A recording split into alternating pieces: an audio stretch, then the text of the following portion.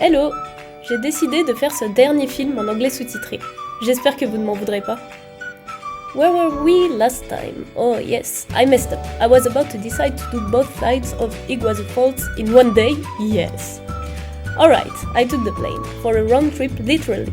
But in my defense, the timing was tight, because I was going to have 2 weeks afterward to come back to Santiago, and return to France. So how did I manage it? I caught a flight from Buenos Aires at 9:10 p.m, arrived in Puerto Iguazu before 11:30 p.m, took a taxi to an hostel in Iguazu. It looked so nice, too bad I didn't stay there, and I managed to grab the Keanu Reeves of Wish, Timur from Russia, who volunteered to join me in my speedrun of the falls and was ready at 7 a.m. the next day to catch the first bus at the terminal.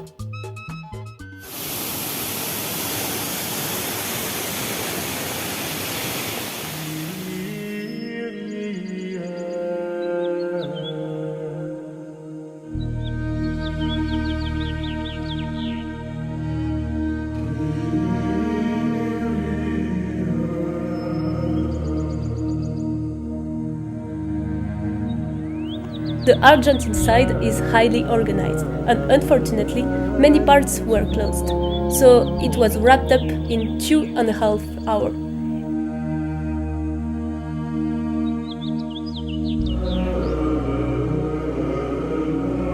It was a nice side, very natural. We saw coatis and capuchin monkeys.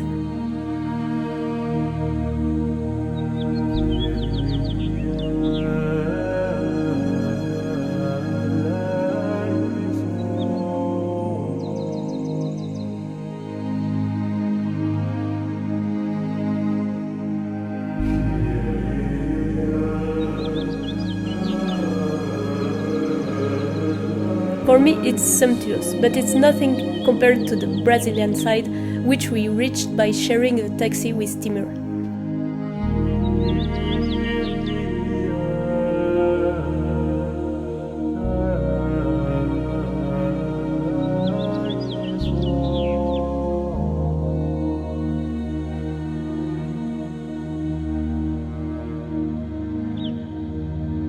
I really prefer this side. An overview of the falls, less touristy and more authentic. I'll let you appreciate.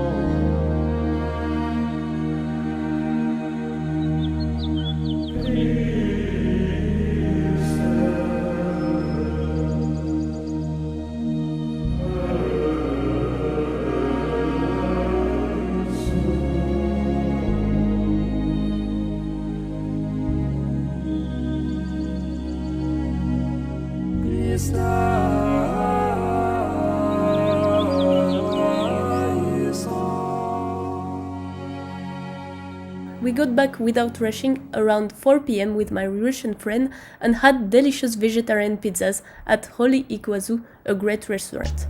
I caught my return flight to Buenos that same evening. Yes, no time to waste for the Braves. Back from Iguazu, I enjoyed my great hostel, Che Juan, to get some sleep. I think I needed it, given the crazy pace I had set for myself. In the late morning, I decided to walk to the planetarium located in the Palermo neighborhood. Unfortunately, everything was already booked, so I found myself a bit lost, wandering among the parks, including the strange eco park under construction, where I never managed to find the exit. No big deal, I found a great little cafe to eat at, and I headed to Serrano Square to try to sneak into the guided tour on Palermo's street art. Everything was full online, but the guy told me there was no problem, I could join without a prior reservation. A little bit like New York. I didn't expect at this time that this jaunt into street art would change the course of things more than I could have imagined.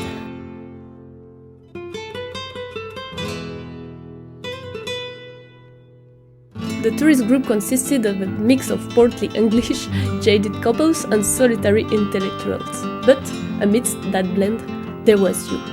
You, the Slovenian traveler who landed in Argentina to explore the lands of your friend Agustin. You, with your sunglasses, friendly demeanor and that overflowing energy. You, curious, who interrupted my note-taking with a simple "What are you writing now?"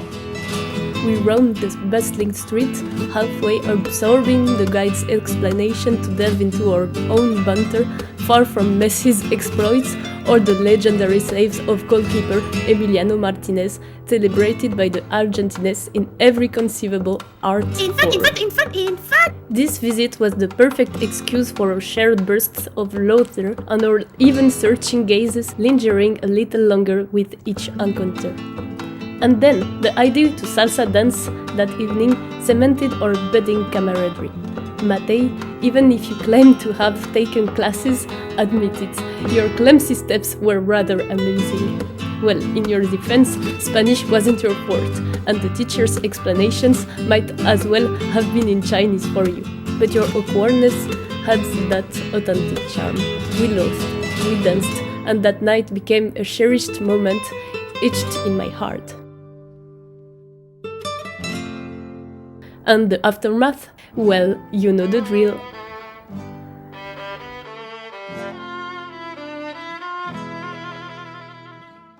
The next day, a small ritual with Matei over mate. What a cheesy pun. A visit to San Telmo. We indulge in an incredible reinvented raclette at the covered market in the neighborhood, and we strolled through the feria.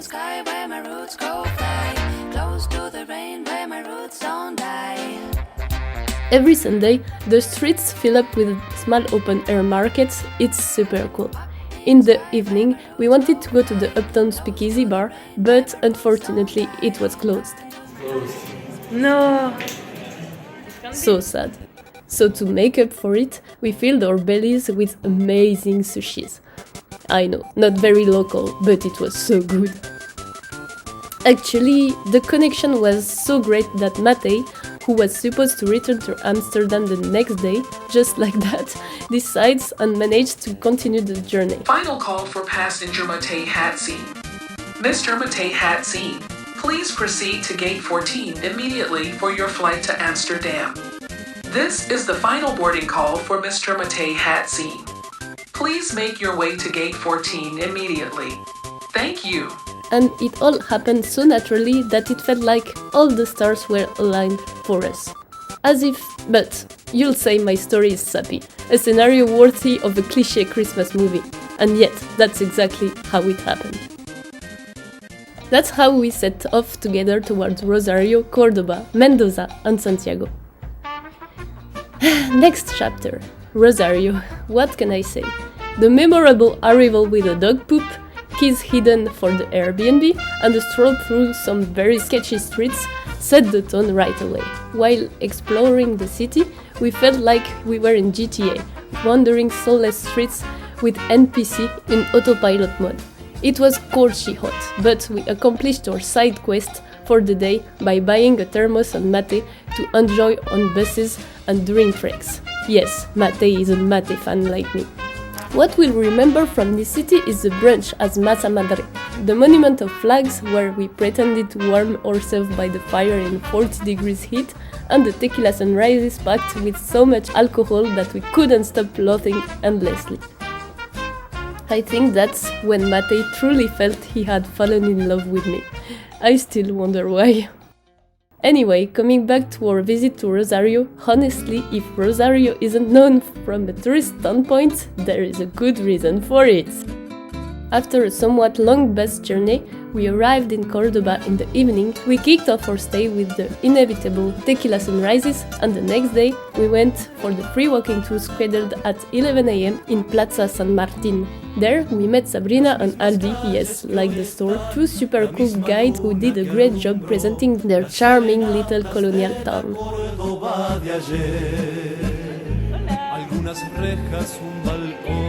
Añorarán al trovador que cautivaba con la magia de su voz. We also met Hernan, the keeper of the crypt in Cordoba. Totally crazy, a fan of Patrick Fiori and Garou. Imagine that. We even sang Belle from Notre Dame de Paris together. Super fun moment.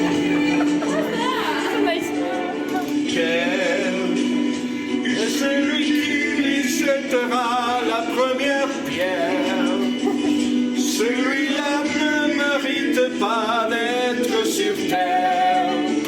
Oh Lucifer, oh laisse-moi rien qu'une fois glisser mes doigts dans les cheveux d'Esmeralda.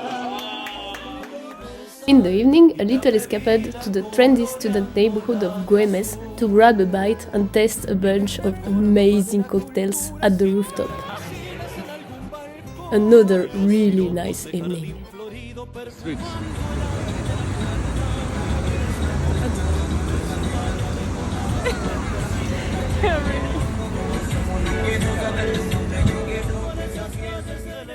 When leaving Cordoba, we were refused a car rental due to not having a credit card. No big deal, we picked a place recommended by several people and accessible by bus. Villa General Belgrano. I say it with the accent, you see?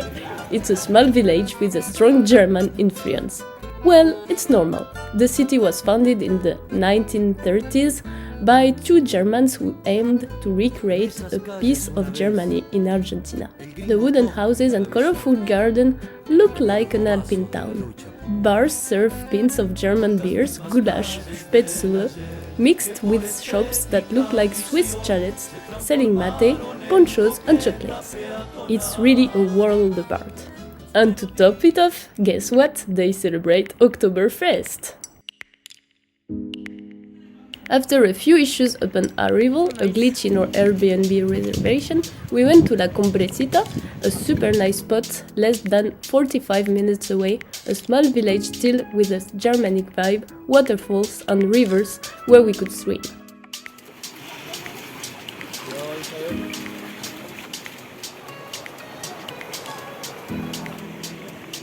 We had a very great time hiking in nature, chilling, swimming and drinking mate. Run. Yeah. Yeah.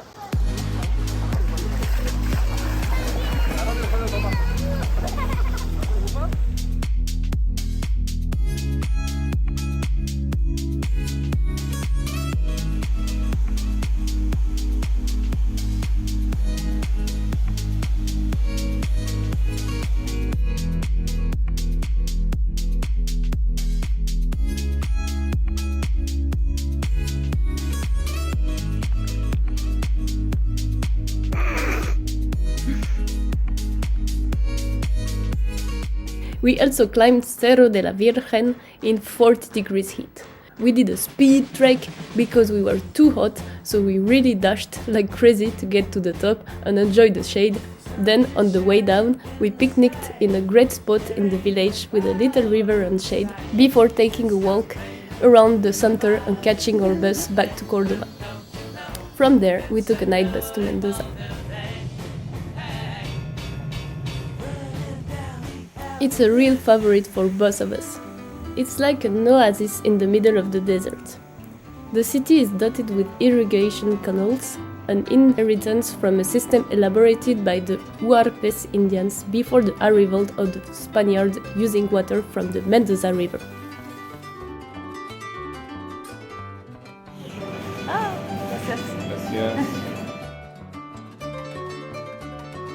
There was a huge earthquake in the past that literally razed the city, leading to intelligent reflections on the layout of the new Mendoza. The arrangement of the different squares and the width of the street were totally designed to evacuate buildings safely and offer gathering points in wide open spaces. Well, I'm not making this up. We did another free walking tour where we learned all this information. Yes, it became a tradition. Ignacio, our guide, is super cool. He made us try tereré. They just only in the whole football bar. And showed us the bar street Aristide. He even gave us a PDF he created with all the good places in Mendoza. With Matei, we tried all kinds of unimaginable cocktails at the Ginger Bar. It was excellent. Voulez-vous partir avec moi? Day 2, Chill and Park. We planned the next step, had lunch on Aristide Street, then toured the entire city to get our dessert, a recommendation from yesterday's guide. Dante Sopelsa, incredible ice creams. The server literally puts his whole soul into making them. We tasted unusual flavors: Malbec, Chardonnay apple and Chardonnay raspberry. After that, like the big kids we are, we had a race through the city to reach the gigantic General San Martin Park. It's a double rainbow all the way! Where? I don't know. I don't see it. Thank you! Thank you! Although it covers 400 hectares, only a part of it is really interesting and pretty, around a huge artificial lake.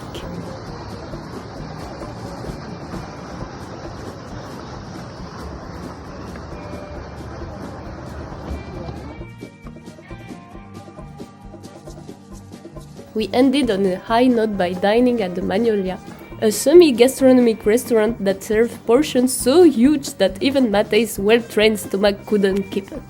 It was truly amazing.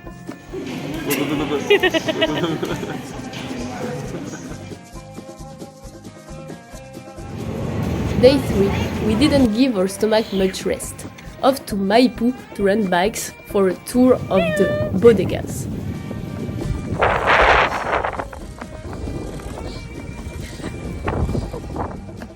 Okay, so first stop, maybe. Cheers. Naturally, we didn't come back very fresh. We tried all kinds of very good local wines: Malbec, Syrah, Cabernet Sauvignon, Cheers. Merlot, Cabernet Franc, Cheers. Torontes, etc., etc. Here, wines don't have an appellation like in France, they're named after the grape variety used. Simple as that.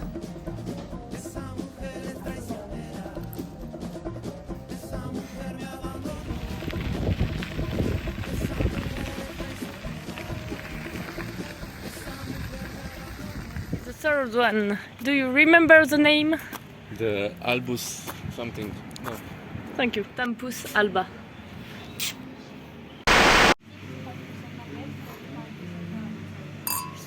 Hello! What?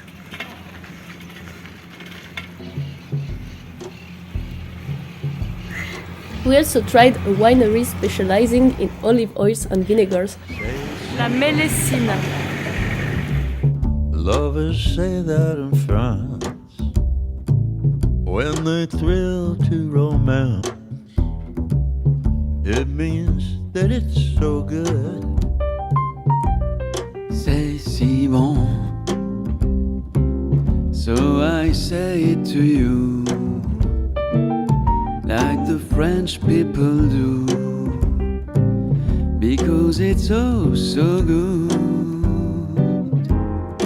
Every word, every sound, every Yeah!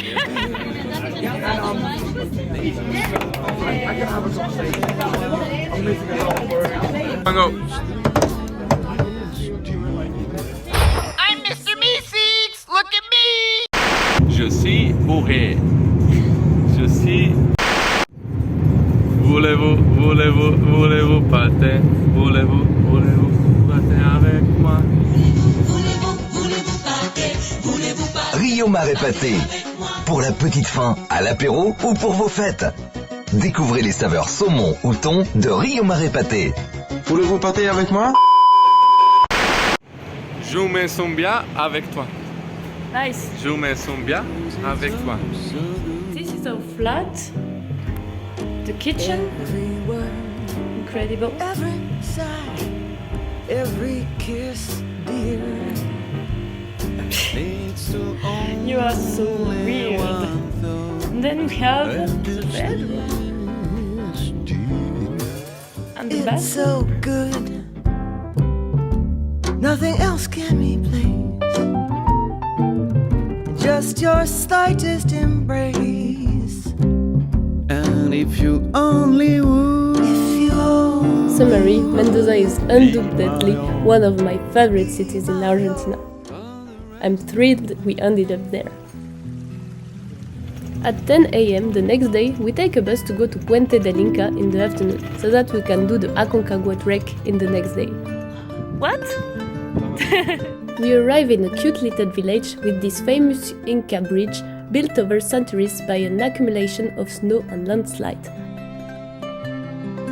The hamlet consists of a few bars, restaurants and small shops, but nothing very interesting compared to the souvenir markets I've seen before.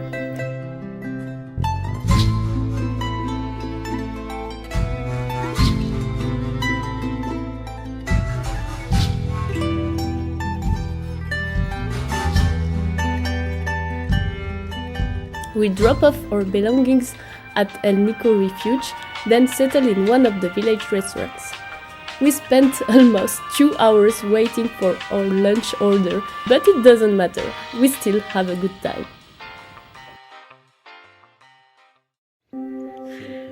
The first strike for Mate. Next day, early rise after a really not great night. The bed was really uncomfortable. Il est 8h du matin et nous commençons le trek de la Aconcagua.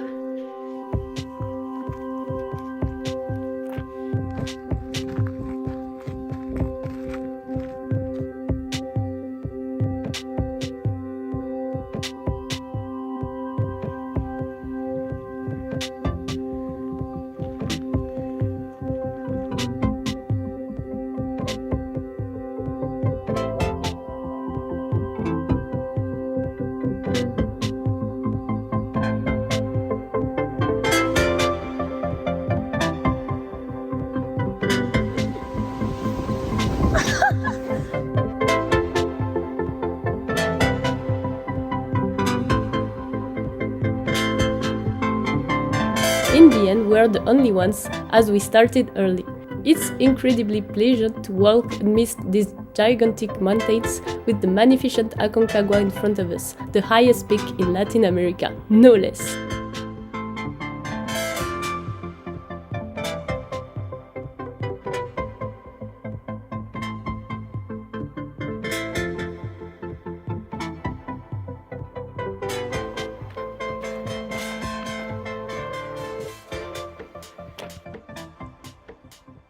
We arrive around 11 a.m. at Confianza Refuge, where we have lunch in a yurt invaded by curious little birds.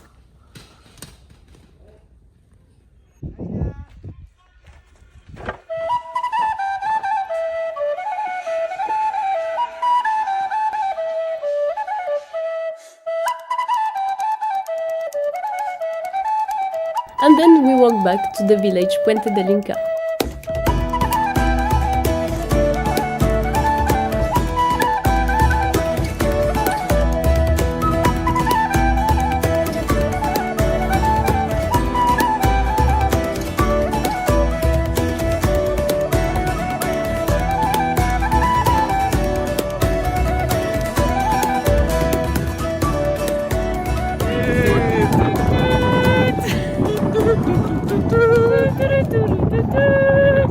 Before taking the bus back to Mendoza.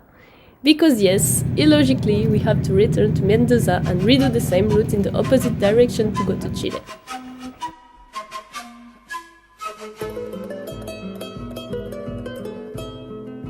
We feel it's the end of the journey. When we arrive in Santiago after a night trip, I start to feel a bit down. Plus, the situation upon arrival doesn't help. We arrive at an horribly bus terminal, it's already chaotic at 6 a.m.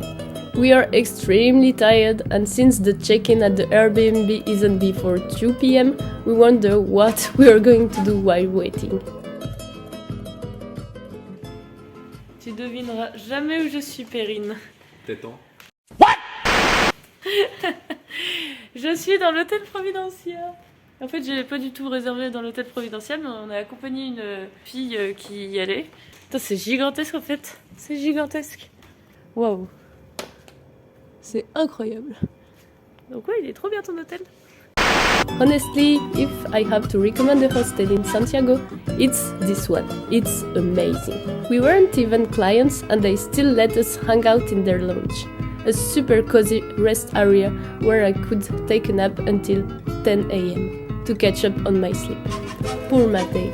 I literally ejected him from his beanbag so I could sleep. Once rested, we went to have a delicious brunch in a cafe nearby.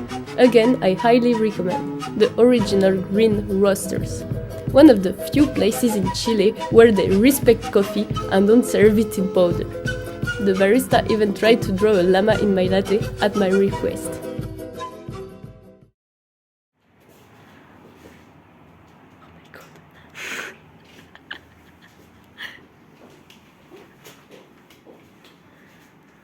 Wow.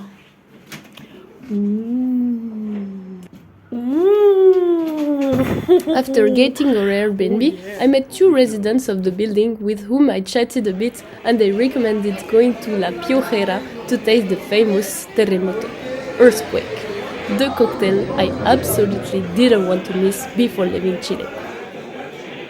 Du vin chilien. Voilà, du vin chilien. Voilà. No! Du vin chilien. No, you were recording, that's not fair.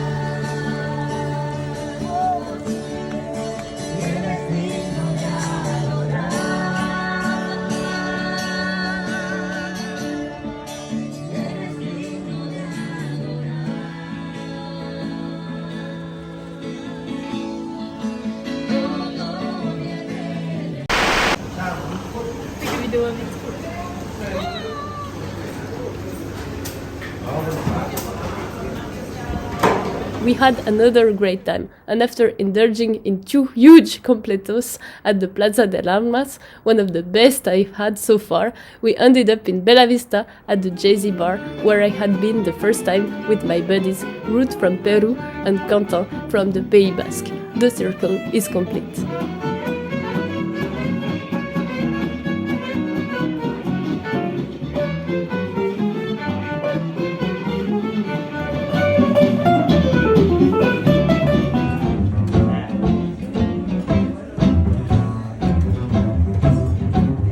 The next day, it's already time to leave for the airport. Yes, that's it, the journey is coming to an end. Mate accompanies me almost to the end. His plane to Amsterdam is scheduled 2 hours after mine, so it allows us to be together until I enter the boarding gate. Goodbyes are difficult, but you know what happened next.